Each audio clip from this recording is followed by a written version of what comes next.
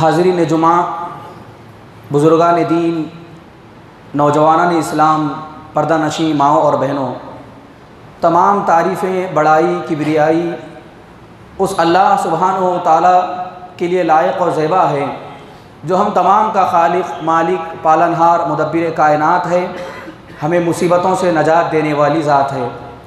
بعدہ درود و سلام ہو جناب محمد الرسول اللہ صلی اللہ علیہ وسلم پر، جو امت محمدیہ کے اور اس دنیا کے سب سے آخری نبی اور اللہ سبحانہ و تعالیٰ کے خلیل ہیں۔ محترم حاضرین، آزمائش، مصیبتیں، پریشانیاں، تکالیف، رکاوٹیں، یہ انسان کی پیدائش سے اللہ سبحانہ و تعالیٰ نے اس کی زندگی میں لازم قرار دیا ہے۔ دنیا میں کوئی ایک ایسا انسان جس کی زندگی میں مصیبت، رکاوٹ، آزمائش، تکلیف اور اسی طرح سے پریشانی نہ ہو، ایسا کوئی نہیں ہے۔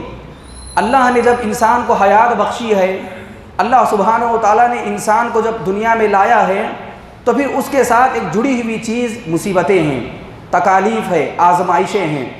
محترم حاضرین، قرآن مجید میں اللہ سبحانہ و تعالیٰ نے بڑے پرزور انداز میں اور پوری تاکید کے ساتھ اس بات کی وضاحت فرمائی کہ وَلَنَبْلُوَنَّكُمْ، ہم تمہیں ضرور بضرور آزمائیں گے، بِشَيْءٍ مِّنَ الْخَوْفِ، ڈر کے ذریعے، خوف کے ذریعے، ہیبت کے ذریعے، وَالْجُوعِ، بھوک کے ذریعے، اور انسان کے مال میں کمی کے ذریعے، وَنَقْصٍ مِّنَ الْأَمْوَالِ، مالوں میں کمی کر کے، وَالْأَنفُسِ وَالثَّمَرَاتِ، اسی طرح سے اللہ سبحانہ و تعالیٰ کسی کے موت دے کر اللہ کسی کو آزماتا ہے، وَالثَّمَرَاتِ، اور پھلوں میں کمی کر کے اللہ بندوں کو آزماتا ہے، وَبَشِّرِ الصَّابِرِينَ، اور اللہ سبحانہ و تعالیٰ فرماتا ہے کہ جو لوگ صبر کرنے والے ہیں ایسے لوگوں کے لیے خوشخبری ہے۔ دوسری جگہ پر سورہ عنکبوت کی ابتدائی آیتوں میں اللہ نے کتنے صاف الفاظ میں کہا، الف لام میم، احسب الناس، کیا لوگ یہ گمان کرتے ہیں ان یترکوا ان یقولوا آمنا وہم لا یفتنون، کہ یہ لوگ ایمان لے کر آئے ہیں اور کہتے ہیں کہ ہم مسلمان ہیں، مومن ہیں، اور ان کو آزمایا نہیں جائے گا؟ یہ لوگ یہ سمجھتے ہیں کہ ان کو تکلیف، مصیبت، پریشانی نہیں آئے گی؟ اللہ نے کہا وَلَقَدْ فَتَنَّ الَّذِينَ مِن قَبْلِهِمْ، تم سے پہلے لوگوں کو بھی اللہ نے آزمایا، تم سے پہلے لوگوں کی زندگیوں میں بھی اللہ نے آزمائشیں رکھی، تکالیف رکھی، مصیبتیں رکھی، رکاوٹیں رکھی۔ فَلَيَعْلَمَنَّ اللَّهُ الَّذِينَ صَدَقُوا وَلَيَعْلَمَنَّ الْكَاذِبِينَ، اللہ جاننا چاہتا ہے کہ ان آزمائشوں میں، ان تکلیفوں میں، ان مصیبتوں میں، اور اپنی ان زندگی کی رکاوٹوں میں، اور اپنی زندگی میں کبھی کبھار آنے والی بندشوں میں کون بندہ ایمان پر باقی ہے، ایسی مصیبتوں میں کون اللہ کی ذات کو یاد کرنے والا ہے، ایسی مصیبتوں میں کون اللہ کے ساتھ تعلق رکھنے والا ہے، اور کون اپنی زبان سے شکوہ شکایتیں کر کے اللہ کی تقدیر پر انگلی اٹھا کے اور اللہ سبحانہ و تعالیٰ کی ذات کا انکار کرنے والا ہے۔ اللہ سبحانہ و تعالیٰ ایسے بندوں کو جاننا چاہتا ہے، اسی لیے اللہ آزماتا ہے۔ محترم حاضرین، اللہ سبحانہ و تعالیٰ ہمارا خالق ہے، ہمارا مالک ہے، ہمارا پالنہار ہے۔ اللہ سبحانہ و تعالیٰ بندوں سے 99 ماؤں سے زیادہ محبت رکھتا ہے، پھر اللہ سبحانہ و تعالیٰ کیوں آزماتا ہے؟ ایک ماں ہوتی ہے، ماں کی محبت کتنی ہے ہم تمام جانتے ہیں کہ اللہ نے 100 رحمتیں پیدا فرمائیں، 99 رحمتیں اللہ نے اپنی پاس رکھی، اس کے بعد ایک رحمت کا ایک حصہ اللہ نے پوری دنیا کی ماؤں میں، اور آپس میں ہم ایک دوسرے کے ساتھ جو رحمت کرتے ہیں اور ایک دوسرے کے ساتھ جو ترحم کرتے ہیں، یہ اسی ایک رحمت کی بدولت ہے۔ ایسا رب پھر بندوں کو آزماتا کیوں ہے؟ بندوں کو ایسی مصیبتوں میں آزمائش آتی کیوں ہے کہ جس کی وجہ سے وہ حد سے زیادہ پریشان ہوتے ہیں؟ اس کی 2 وجوہات ہیں۔ سب سے پہلی وجہ، انسان کو جو تکلیف اور مصیبت پہنچتی ہے وہ اس کے اپنے کرتوت اور اس کے اپنے گناہ اور اس کے اپنی غلطیاں ہوتی ہیں کہ جس کی وجہ سے انسان کی زندگی میں تکالیف آتی ہیں۔ دیکھیے، ہماری زندگی میں کبھی آزمائش آتی ہے، تکلیف آتی ہے، مصیبت آتی ہے، انسان علی الفور بھانپ لیتا ہے کہ اس آزمائش اور تکلیف کا اصل میں آنے کا، میری زندگی میں اس تکلیف کے آنے کا یہ ایک ذریعہ کیا تھا، کیوں یہ تکلیف میری زندگی میں آئی، انسان پہچانتا ہے اور پھر علی الفور اللہ کی طرف لوٹتا ہے۔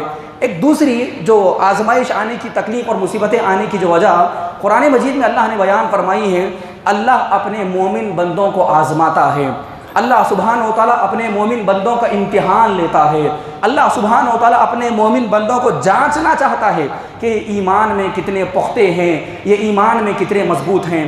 قرآن مجید میں اللہ سبحانہ و تعالیٰ نے اس آیت کی، اس معنی کی کئی آیتوں کو بیان فرمایا، جیسا کہ خطبہ مسنونہ کے بعد میں نے وہ آیت آپ کے سامنے بیان فرمائی۔ دوسری جگہ پر اللہ نے کہا ما اصاب من مصیبت الا باذن اللہ، جو کوئی بھی مصیبت انسان کو پہنچتی ہے وہ اللہ کی اجازت کے بغیر نہیں پہنچتی ہے۔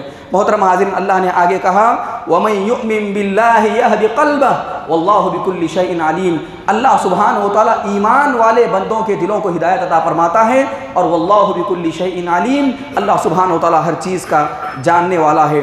سورہ ملک کی ابتدا میں اللہ نے کہا الَّذِي خَلَقَ الْمَوْتَ، وہی ذات ہے جس نے موت کو پیدا فرمایا، وَالْحَيَاةَ، اور زندگی بھی اللہ نے بخشی، لِيَبْلُوَكُمْ أَيُّكُمْ أَحْسَنُ عَمَلًا، اللہ جاننا چاہتا ہے کہ تم میں سے کون بہترین عمل کرنے والا ہے۔ حاضر محترم، چلیے ایک حدیث کے ذریعے میں اپنی اس خطبہ جمعہ کا آغاز کرتا ہوں، اور ایک مسئلے کے تحت آپ کے سامنے ایک مختصر سی وضاحت کرنا مناسب سمجھتا ہوں۔ ایک حدیث آتی ہے، حضرت سعد بن ابی وقاص بہت بڑے صحابی رسول ہیں، بڑے جلیل القدر صحابی، بڑے بہادر صحابی، وہ اللہ کے رسول سے پوچھتے ہیں کہ اے اللہ کے رسول، یہ جو ای الناس اشد بلاء، سب سے زیادہ اللہ کن کو آزماتا ہے، سب سے زیادہ اللہ کن کو تکلیف میں رکھتا ہے، سب سے زیادہ اللہ سبحانہ و تعالیٰ کس کی زندگیوں میں پریشانیوں میں رکھتا ہے؟ تو نبی کریم صلی اللہ علیہ وسلم نے فرمایا الانبیاء، اللہ سبحانہ و تعالیٰ سب سے زیادہ انبیاء کو آزماتا ہے۔ انبیاء اکرام کے واقعات کو پڑھیے کہ اللہ نے انبیاء اکرام کو کس کس طرح سے نہیں آزمایا۔ بیٹے کی اللہ نے قربانی کا مطالبہ کیا، کسی کو آروں سے چیرا گیا، کسی کو جو ہے مار مار کر رجم کر دیا گیا، کسی کے ساتھ اس طرح کے مختلف واقعات ہمیں اس بات کا سبق دیتے ہیں کہ اللہ سبحانہ و تعالیٰ انبیاء کو آزماتا ہے۔ ثم الامثل ثم الامثل، پھر اس کے بعد ان کے نقش قدم پر جو چلنے والے ہیں، پھر اس کے بعد ان کے نقش قدم پر جو چلنے والے ہیں، اللہ ایسے لوگوں کو آزماتا ہے۔ اس کے بعد نبی کریم صلی اللہ علیہ وسلم نے فرمایا فَيُبْتَلِيَ الرَّجُلُ عَلَى حَسْبِ دِينِهِ، اللہ بندے کو اس کے دین کے مطابق آزماتا ہے، کہ اگر اس کے دین کا لیول کمزور ہے تو آزمائش اتنی کمزور، اتنی ہلکی، اتنی معمولی سی۔ اگر اس کے دین کا معیار بہت اونچا ہے، اللہ آزمائش بھی اتنی زبردست انداز میں اس کی زندگی میں اس کو آزماتا ہے۔ فَإِن كَانَ فِي دِينِهِ صَلْبًا اشْتَدَّ بَلَاؤُهُ، اگر وہ اپنے دین میں مضبوط ہے، اپنے دین میں قائم ہے، اپنے دین میں مستقیم ہے، اور اپنے دین میں بڑا مضبوط ہے، آزمائش بھی اتنی زبردست، آزمائش بھی اتنی بڑی۔ اس کے بعد نبی نے فرمایا وَإِن كَانَ فِي دِينِهِ رِقَّةً، اگر وہ اپنے دین میں کمزور ہے، ہلکا ہے، معمولی ہے، کبھی کبھار جو ہے دنیاوی معاملات میں بڑا کمزور پڑ جاتا ہے اور ایمان کے اعتبار سے اتنا مضبوط نہیں ہے، تو نبی کریم صلی اللہ علیہ وسلم فرماتے ہیں آزمائش بھی اتنی کمزور، اس کی زندگی میں آزمائشیں بھی اتنی آسان ہی آتی ہیں۔ اس کے بعد آپ صلی اللہ علیہ وسلم نے فرمایا مما یبرح البلاء بالعبد حتی یترکہ یمشی علی الارض ما علیہ خطیئۃ، یہاں تک کہ اللہ بندے کو اتنا آزماتا ہے، اتنا آزماتا ہے کہ وہ جب زمین میں پھرتا رہتا ہے آزمائش کے مارے، یہاں تک کہ وہ بے گناہ، اس کی زندگی میں کوئی گناہ نہیں ہے، اللہ سبحانہ و تعالیٰ اس حالت میں تک لا کر بندے کو چھوڑ دیتا ہے اور وہ گناہوں سے پاک ہو جاتا ہے۔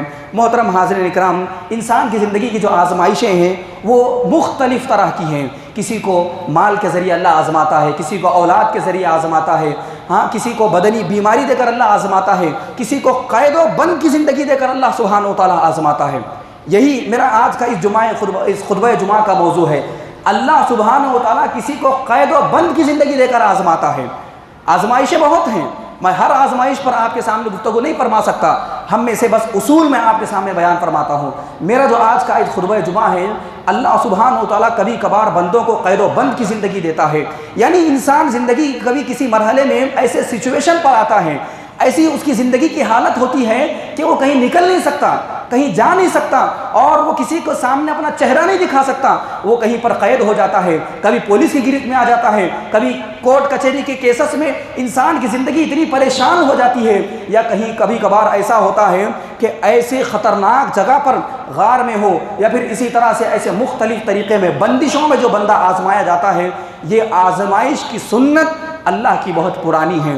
یہ میں بات آپ کے سامنے قید و بند کی آزمائش کیوں بیان فرما رہا ہوں، یہ اس وجہ سے ایک واقعہ رکھ کر میں آپ کے سامنے عبرت کے طور پر اس سے متعلق 2-3 باتیں بیان فرماؤں گا۔ واقعہ کیا ہے؟ پچھلے مہینے ہمارے اس ملک میں ایک بہت بڑی پریشانی اتراکھنڈ کے علاقے میں ایک ٹنل کھودی جا رہی تھی، بہت بڑی ٹنل تھی، بہت بڑا پروجیکٹ تھا، 41 لوگ اس ٹنل کے اندر کام کر رہے تھے۔ ٹنل کھودا گیا، تقریباً بہت لمبا تھا، لوگ جب آگے بڑھ گئے تو درمیان سے کچھ پتھر یا کچھ اتنی بڑی مٹی اور ریت آ کر گر گئی کہ وہ دوبارہ پھر واپس نہیں جا سکتے تھے۔ پورا ملک پریشان، حکومت پریشان، پورے عہدیداران پریشان، پوری عوام پریشان۔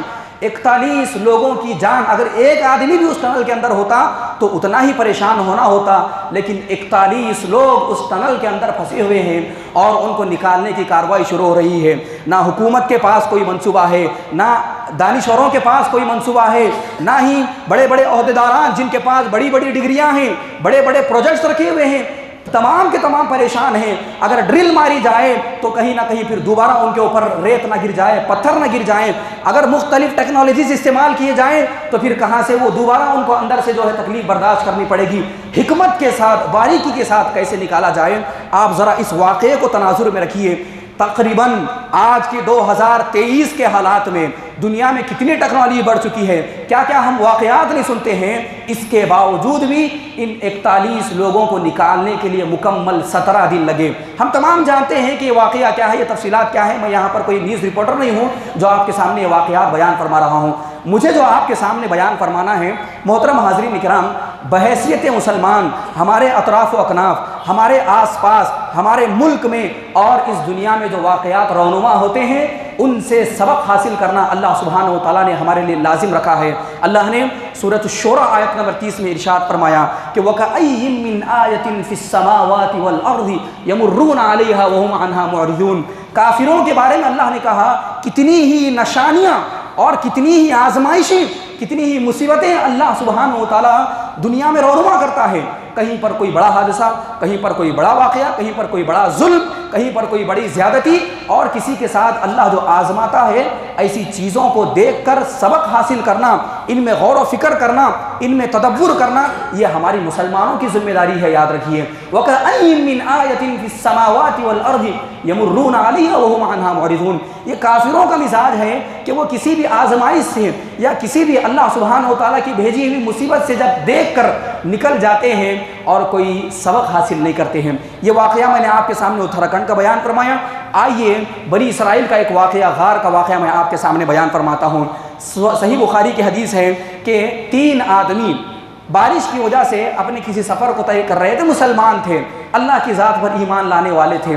3 آدمی کہیں سے گزر رہے تھے، اچانک تیز موسلادھار بارش ہوئی، طوفان آنے لگا، وہ گئے غار میں پناہ لینے کے لیے۔ جیسے ہی غار میں گئے، اچانک وہاں پر ایک بڑا سا چٹان آیا اور وہاں جو بندش ہو گئی، قید و بند ہو گئے، اب نکلنے کا کوئی راستہ نہیں ہے۔ ان کے اندر اتنی طاقت نہیں ہے، ان کے اندر اتنی قوت نہیں ہے، ان کے اندر اتنی حمیت نہیں ہے کہ وہ اس پتھر کو ڈھکل کر باہر نکل سکتے ہیں۔ اب صرف اور صرف ایک راستہ ہے، صرف اور صرف ایک ذریعہ ہے، اور اس زمانے کی بات ہے، وہاں پر نہ کوئی فون ہے، نہ وہاں پر کوئی تعلقات ہیں، اور نہ کسی کو خبر ہے کہ وہاں پر غار میں 3 اشخاص پھنسے ہوئے ہیں کہ جا کر ان کی کوئی مدد کی جائے، وہاں پر جا کر کسی چٹان کو پھوڑ کر ہٹایا جائے۔ اب یہ 3 لوگ ہیں، آپ ذرا تصور کر کے دیکھیے ان کی حالت کیا ہوگی۔ اب یہاں پر ایمان والے بندوں کی سچویشن کیا ہے، ان کا معیار کیا ہے، انہوں نے کیا کیا، آپس میں ایک دوسرے سے گفتگو کی، کہا انظروا اعمالا عملتموها للہ صالحۃ۔ اے لوگوں، انہوں نے 3 لوگوں نے آپس میں گفتگو فرمائی، کہا کہ تم نے جو نیک اعمال کیے ہیں، تم نے اپنی زندگی میں جو اچھے کام کیے ہیں، ان کاموں کے ذریعے سے اللہ سبحانہ و تعالیٰ سے اس کا سوال کریے کہ یہ تکلیف، یہ مصیبت، یہ آزمائش ہم سے دور ہو جائے اور ہم اس غار سے یعنی اس ٹنل سے باہر نکل جائیں۔ اس کے بعد انہوں نے فدعوا اللہ بہا لعلہ یفرجھا، ان تمام نے اللہ سے دعا کی تاکہ یہ مصیبت ان سے نکل جائے۔ ان میں سے ایک آدمی نے دعا کی کہ ربی، اے میرے پروردگار، اللہم انہو کان لی والدانی شیخانی کبیرانی۔ خلاصے کے طور پر میں آپ کے سامنے واقعہ بیان فرما دیتا ہوں۔ ان میں سے پہلے آدمی نے دعا کی کہ اے اللہ سبحانہ و تعالیٰ، میرے 2 بوڑھے ماں باپ تھے اور میں اپنی بکریوں کو چراتا، ان سے دودھ نتھارتا، اس دودھ کی جو ہے تجارت کرتا، بچا ہوا دودھ رات میں لے کر آتا، اپنے والدین کو پہلے پلاتا، پھر بچوں کو پلاتا، پھر بیوی پیتی، پھر میں پیتا تھا۔ ایک رات ایسا ہوا کہ کبھی بکریاں کہیں بھاگ گئی تھیں، اس کے بعد میں بکریوں کو لاتے لاتے لاتے بہت تاخیر ہو گئی۔ جب گھر میں پہنچا تو والدین سو گئے تھے۔ میں یہاں پر رک کر بطور تنبیہ کے ہمارے نوجوانوں کو اور ہماری بیٹھی ہوئی عوام کو یہ بتانا چاہتا ہوں کہ والدین کے ساتھ حسن تعامل میں، موضوع کو بدل نہیں رہا ہوں، جب ہم حدیث سے گزر رہے ہیں والدین کے ساتھ حسن تعامل کا اللہ سبحانہ و تعالیٰ کتنا بہترین اجر دیتا ہے۔ آپ ذرا غور کریے، اس نے دعا کی، وہ آدمی آیا، بوڑھے ماں باپ سو گئے تھے بھوک کے مارے، اب اس نے سوچا کہ اگر بچوں کو پلاؤں گا، بیوی کو پلاؤں گا اور میں پوں گا تو یہ اچھی بات نہیں ہے، میں ماں باپ کے سر کے سامنے کھڑا ہوتا ہوں، ان کو نیند سے بیدار کرنا بھی اچھی بات نہیں ہے۔ یہاں پر ماں باپ کو برا بھلا کہنا، ان کی جائیدادوں پر حق جتانا، یا اسی طرح سے ماں باپ کے سامنے اونچی آواز میں گفتگو کرنا، یہ نہیں ہے۔ ماں باپ سو رہے ہیں، ان کو اٹھانا اس مسلمان آدمی نے مناسب نہیں سمجھا اور فجر تک دودھ کا پیالہ لے کر وہیں پر کھڑا رہا۔ آج کے ان حالات میں والدین کے سامنے اور بچوں کے سامنے جب یہ داستانیں بیان کی جاتی ہیں تو اللہ کی قسم یقین نہیں ہوتا کہ وہ کیسے ایمان والے مسلمان تھے۔ اس آدمی نے رات بھر فجر تک، جب تک ماں باپ اپنے آپ سے نہیں اٹھ گئے، دودھ کا پیالہ لے کر اللہ کی رضا کی خاطر، والدین کی خوشنودی کی خاطر، اللہ کو راضی کرنے کی خاطر وہ آدمی وہیں پر کھڑا رہا، یہاں تک کہ صبح ہوئی، ماں باپ کو دودھ پلایا۔ حدیث میں صحیح بخاری کے الفاظ میں یہ ہیں کہ بچے دودھ پینے کے مارے، بھوک کے مارے باپ کے آ کر پیر پکڑتے تھے، روتے تھے، پیروں کو مارتے تھے۔ اس آدمی نے اللہ سے اس کی بھی دعا کی کہ اے اللہ، میرے بچے آ کر پیروں کو پکڑ رہے تھے، بلبلا رہے تھے، رو رہے تھے دودھ کے مارے، لیکن اپنے ماں باپ سے زیادہ میں نے اپنے بچوں کو ترجیح نہیں دی، اور میں نے اپنے ماں باپ کی رضا کی خاطر، اللہ کی راضی کرنے کی خاطر میں نے یہ عمل انجام دیا ہے۔ صبح میں ماں باپ کو دودھ پلایا، بچوں کو دودھ پلایا، اس کے بعد ہم خود دودھ پیے۔ اے اللہ، اگر یہ عمل میں نے تیری رضا کی خاطر کیا ہے، تجھے راضی کرنے کی خاطر کیا ہے، تو اے اللہ تو میرے اس عمل کو قبول فرما اور آنے والی اس مصیبت کو دور کر دے۔ جو پتھر تھا، چٹان تھا، بظاہر انسانی قدرت اور طاقت اس چٹان کو نہیں ہٹا سکتی تھی، اللہ نے اس عمل کو راضی کیا، اللہ نے اس عمل کو قبول فرمایا، اور اس کے بعد وہ پتھر تھوڑا سا ہٹ گیا، اتنا ہٹا کہ ان کو آسمان نظر آنے لگا، لیکن وہ باہر بھی نہیں جا سکتے تھے۔ ان میں سے دوسرا آدمی یہ تھا، محترم حاضرین کرام، اس نے اپنی داستان اللہ کے سامنے ایسی رکھی کہ اے اللہ سبحانہ و تعالیٰ، ایک میری چچا کی بیٹی تھی، میں اس سے بہت محبت کرتا تھا، جیسے لوگوں کو عورتوں سے محبت ہوتی ہے، میں اس سے بہت محبت کرتا تھا۔ ایک موقع ایسا آیا کہ اس کو کچھ دینار کی، اس کو کچھ پیسوں کی ضرورت پڑی، میں نے موقع مناسب سمجھا اور کہا کہ میں تجھے پیسے دوں گا، لیکن تو میرے قریب آنا، اور زنا کے عمل کی طرف اس نے دعوت دی، اور وہ عورت مجبور تھی، اس نے پیسے لیے، پیسے لینے کے بعد وہ اس کے بستر پر آئی، عورت بستر پر لیٹی ہوئی ہے اور وہ مرد اس عورت کے قریب گندے ارادوں سے آگے بڑھ رہا ہے، یہاں تک کہ معاملہ بالکل قریب تھا۔ عورت اپنی حیا کو پامال نہیں کر سکتی، عورت اپنی حیا کو بیچ نہیں سکتی۔ اس عورت نے کہا کہ اتق اللہ یا رجل، اے اللہ کے بندے، اللہ سے ڈر، یہ مجبوری میں تجھے غلط فائدہ اٹھا رہا ہے، یہ اچھی بات نہیں ہے۔ آپ ذرا تصور کر کے دیکھیے، انسان گناہ کی اس دہلیز پر ہے جہاں پر انسان اپنی شہوتوں کو کنٹرول نہیں کر سکتا، جہاں پر انسان اپنی اس ادا پر قابو نہیں پا سکتا۔ ایسے موقع پر جب اس نے یہ ندا سنی کہ اے بندے اللہ سے ڈر، اللہ کا خوف کھا، تو ایسے موقع پر وہ آدمی پیچھے ہٹ گیا، وہاں سے کھڑا ہو کر نکل گیا۔ اے اللہ کے بندوں، آج لوگوں کے سامنے جب وہ غلطیاں کرتے ہیں، گناہ کرتے ہیں، ان کے سامنے جب ندا لگائی جاتی ہے کہ اے لوگوں اللہ سے ڈرو، اللہ کا تقوی اختیار کرو، تو لوگ ہنس کر نکل جاتے ہیں، اللہ اکبر، مسکرا کر نکلتے ہیں۔ اتق اللہ کا معنی کیا ہے؟ لوگوں کو آج تک معلوم نہیں ہوا کہ اللہ سے ڈرو، اللہ کا خوف حاصل کرو۔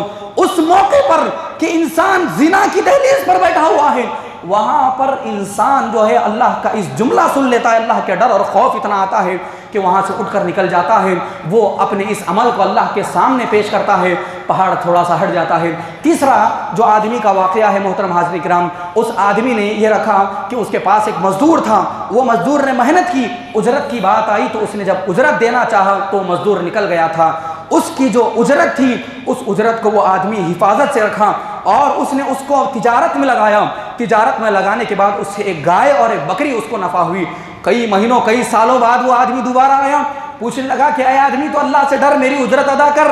تو کہا کہ جاؤ وہاں پر وہ گائے اور وہ جو بکری رکھی ہوئی ہے وہی تمہاری اجرت ہے. تو وہ آدمی کہنے لگا کہ میرے ساتھ مذاق مت کرو، میری اجرت تو بڑی چھوٹی تھی. اس نے کہا کہ نہیں، میں نے اللہ سے ڈرتے ہوئے یہ جو تمہاری جو اجرت تھی اس کو میں نے تجارت میں لگائی. اس کے بعد وہ سامان کو لے کر میں نے اس سے نفع اٹھایا اور یہ بیل اور یہ بکری میں نے خریدی ہے، جاؤ وہی تمہاری اجرت ہے. اے اللہ، اگر میں نے تجھے یہ راضی کرنے کے لیے عمل کیا ہے تو تو اس چٹان کو ہمارے درمیان سے ہٹا دے. تو دیکھیے حدیث کے الفاظ کیا آتے ہیں. اللہ سبحانہ و تعالیٰ نے ان تینوں کے اعمال کو قبول فرمایا، اور جو چٹان بظاہر وہ نہیں ہٹ سکتی تھی اللہ سبحانہ و تعالیٰ سے وہاں سے دور فرما دیا، اور پھر اسی طرح سے وہ بآسانی وہاں سے باہر نکل گئے. قید و بندش کی انسان کی جو زندگی ہوتی ہے، انسان کہیں پر معاملات میں اپنی زندگی میں جو قید ہو جاتا ہے. آپ دیکھیے حضرت یوسف علیہ السلام کا واقعہ دیکھیے، اور حضرت یونس علیہ السلام کا واقعہ دیکھیے. حضرت یونس علیہ السلام اپنی قوم سے ناراض ہو گئے، دعوت دیتے رہے. مایوس ہو کر وہ اپنے قوم کو بول کر نکل گئے کہ 3 دن میں تمہارے پاس عذاب آنے والا ہے. کشتی میں گئے، کشتی میں سوار ہو گئے. کشتی جب ڈگمگانے لگی تو لوگوں نے کہا کسی نہ کسی کو سمندر میں پھینکنا پڑے گا. لوگوں کو معلوم تھا کہ حضرت یونس علیہ السلام متقی آدمی ہے، پرہیزگار آدمی ہے، ان کو کیسے پھینکا جا سکتا ہے. قرا ڈالا گیا، یونس علیہ السلام کا نام آیا. پھر قرا ڈالا گیا، پھر یونس علیہ السلام کا نام آیا. پھر قرا ڈالا گیا، پھر یونس علیہ السلام کا نام آیا. لوگوں نے سمجھ لیا کہ یہاں پر یہی اشارہ ہے کہ حضرت یونس علیہ السلام کو پھینکا جائے. آپ ذرا تصور کر کے دیکھیے، سمندر کے اس راستے میں حضرت یونس علیہ السلام کو سمندر میں پھینکا گیا. جب وہ گئے اللہ نے مچھلی کو حکم دیا، ایک بڑی مچھلی آئی اور حضرت یونس علیہ السلام کو نگل لی. نہ ہی ان کے گوشت کو کھایا اور نہ ہی حضرت یونس علیہ السلام کی جو ہڈیوں کو اس مچھلی نے توڑا. حضرت یونس علیہ السلام اللہ کے نبی، سمندر کے درمیان کوئی وہاں پر محافظ نہیں، کوئی ان کی آواز کو سننے والا نہیں، صرف اللہ کی ذات ہے اور اللہ سبحانہ و تعالیٰ سے ان کا تعلق ہے. 40 دن کی مدت بتائی جاتی ہے کہ وہ مچھلی کے پیٹ میں، ایک تو سمندر کی گہرائی اور سمندر کی تاریکی، اور مچھلی کے پیٹ میں بھی جو تاریکی ہوتی ہے، اس تاریکی میں اللہ سبحانہ و تعالیٰ نے ان کو رکھا. وہاں پر ان کو غذا پہنچتی رہی. 40 دن کی قید و بندش کی زندگی حضرت یونس علیہ السلام نے گزاری. اس کے بعد اللہ نے مچھلی کو حکم دیا، انہوں نے اللہ سبحانہ و تعالیٰ سے دعا کی، لا الہ الا انت سبحانک انی کنت من الظالمین. اللہ نے ایسی قید و بندش کی زندگی ان کی زندگی سے اللہ نے نکالا. پھر مچھلی نے ان کو اگل دیا، وہ پھر اپنی قوم اور ملت کے پاس واپس آئے. حضرت یوسف علیہ السلام کی زندگی دیکھیے، آپ کہ بھائیوں نے آپ کے ساتھ حسد کیا، لے جا کر حضرت یوسف علیہ السلام کو ان کو کنویں میں ڈال دیا گیا. کنویں میں حضرت یوسف علیہ السلام کو کون پوچھنے والا تھا، کون بچانے والا تھا؟ کوئی موذی جانور آتا، کوئی سانپ آتا، ان کو ڈس لیتا، معاملہ وہاں پر ختم تھا. اللہ سبحانہ و تعالیٰ ان کا نگران اور محافظ تھا. اللہ نے ایک قافلے کو بھیجا، انہوں نے ڈول ڈالا، حضرت یوسف علیہ السلام اس میں بیٹھ گئے. پھر ان کو اوپر اٹھایا گیا، لے جایا گیا، حضرت یوسف علیہ السلام کو بازار میں بیچا گیا. پھر اس کے بعد 14 سال تک حضرت یوسف علیہ السلام نے قید و بندش کی زندگی گزاری. ایک تو ان کی قید و بندش کی زندگی ان کے کنویں میں تھی، پھر اس کے بعد 14 سال تک وہ کسی الزام میں اور غلط الزام میں ان کو 14 سال تک جیل میں رکھا گیا. اس کے بعد ان کو آزاد بنا کر جو ہے مصر کا بادشاہ بنا دیا گیا. یہ واقعات ہمیں اس بات کا سبق دیتی ہیں کہ انسان اپنی زندگی کے کسی بھی معاملے میں ہو، بدنی معاملہ ہو یا حصی معاملہ ہو، کبھی کبھار کورٹ کچہری کے ایسے کیسز آ جاتے ہیں، کبھی کبھار ہاسپٹل کی ایسی زندگی آ جاتی ہے، کبھی کبھار انسان کو معاملات ایسے آ جاتے ہیں کہ وہ اتنا بندھ جاتا ہے کہ پھر وہ بے صبرا ہو جاتا ہے، غصے میں آ جاتا ہے، چڑ جاتا ہے، اللہ سے شکوہ شکایتیں اور ناراض کرنے لگتا ہے. آپ ان کی زندگیوں کو دیکھ کر سبق حاصل کرنا چاہیے. ایسے موقع پر اللہ سبحانہ و تعالیٰ کا تقوی اختیار کرنا چاہیے. متقی بن کر رہیں، اللہ سے ڈرنے والے بن کر رہیں. اللہ نے قرآن میں سورۃ الطلاق میں اللہ نے وعدہ دیا، وَمَن يَتَّقِ اللَّهَ، جو اللہ سے ڈرتا ہے، يَجْعَلْ لَهُ مَخْرَجًا، اللہ ایسے بندوں کے لیے راستے ہموار فرماتا ہے. جہاں پر راستہ نہیں ہوتا ہے، ایسی جگہوں پر اللہ سبحانہ و تعالیٰ راستے بنا کر بندوں کو وہاں سے نکال دیتا ہے. اللہ کا تقوی اختیار کرنا چاہیے. اسی طرح سے محترم حاضرین کرام، جب کبھی انسان بندشوں میں، قید و بند کی زندگی میں، تکالیف میں اور مصیبتوں میں ہوتا ہے، نکلنے کا کوئی راستہ نہیں ہوتا ہے، ایسی صورت میں وہ اپنے بھائیوں پر، اپنے رشتہ داروں پر، اپنے ماں باپ پر اور اپنے وکیلوں پر اور اپنے ڈاکٹروں پر بھروسہ کرنے سے زیادہ اس کی زندگی میں یہ بات بہت اہم ہے کہ وہ اللہ کی ذات پر بھروسہ رکھے. نفع نقصان کی ذات وہ ذات ہے، غار سے نکالنے والا حضرت یونس علیہ السلام کو مچھلی کے پیٹ سے نکالنے والی ذات، حضرت یوسف علیہ السلام کو کنویں سے نکالنا، پھر اسی طرح سے ان کو جیل سے آزاد کرنا، وہاں پر کون وکیل تھے، وہاں پر کون ان کے محافظ تھے، وہاں پر کون ان کی نگرانی کرنے والے تھے؟ وہ صرف اور صرف اللہ کی ذات تھی۔ یاد رکھیے، انسان کے دل میں یہ مضبوط ایمان ہونا چاہیے کہ اگر میں تکلیف میں آؤں، مصیبت میں آؤں، اگر کوئی بھی ہمیں ایسی آزمائش آ جائے تو پھر ایسی صورت میں صرف اور صرف اکیلی ذات ہے، اللہ کی ذات، جو مجھے یہاں سے رہا کر سکتی ہے، جو مجھے یہاں سے آزاد کر سکتی ہے۔ یہ بات ہمیں معلوم ہونی چاہیے اور یہ اعتقاد ہمارے اندر مضبوط ہونا چاہیے۔ اور تیسری چیز محترم حاضرین کرام جو سب سے بہترین ہے اور سب سے عمل میں مضبوط ہے، وہ ہے صبر کرنا۔ میں نے جیسا کہ آپ کے سامنے جو مختصر سی تمہید باندھی آزمائش کی، اس کا مقصد ہی یہ تھا کہ ایسی آزمائشوں میں بندے کو صبر کرنا چاہیے۔ وَلَنَبْلُوَنَّكُمْ بِشَيْءٍ مِّنَ الْخَوْفِ وَالْجُوعِ وَنَقْصٍ مِّنَ الْأَمْوَالِ وَالْأَنفُسِ وَالثَّمَرَاتِ وَبَشِّرِ الصَّابِرِينَ۔ اللہ نے کہا کہ صبر کرنے والوں کے لیے ہمیشہ سے خوشخبری رہتی ہے، فَصَبْرٌ جَمِيلٌ، اور بہترین صبر، خوبصورت صبر یہ ہے کہ اللہ سبحانہ و تعالیٰ کی تقدیر پر راضی ہوا جائے اور اللہ سبحانہ و تعالیٰ کی تقدیر پر شکوہ شکایتیں نہ کی جائیں۔ محترم حاضرین کرام، ایسے موقع پر سب سے مضبوط ہتھیار ایک مسلمان کے پاس، سب سے زبردست ایک بہترین چیز انسان کے پاس جو ہے وہ دعا ہے۔ الدعاء سلاح المؤمن، دعا مومن کے لیے سب سے بہترین ہتھیار ہے۔ ایسے موقع پر اس دعا کو انسان کو اپنے آپ میں مضبوط رکھنا چاہیے۔ اللہ سے تعلق مضبوط رکھتے ہوئے ہمیں اللہ سے دعائیں کرنی چاہیے۔ حضرت یونس علیہ السلام نے اللہ سے دعائیں کی، لا الہ الا انت سبحانک انی کنت من الظالمین۔ حضرت ایوب علیہ السلام کو 18 سال اللہ نے بیماری کی بندش میں رکھا، وہ کچھ کر نہیں سکتے تھے، ایسی بیماری کے انسانیت اس بیماری کو دیکھ کر دنگ رہتی تھی۔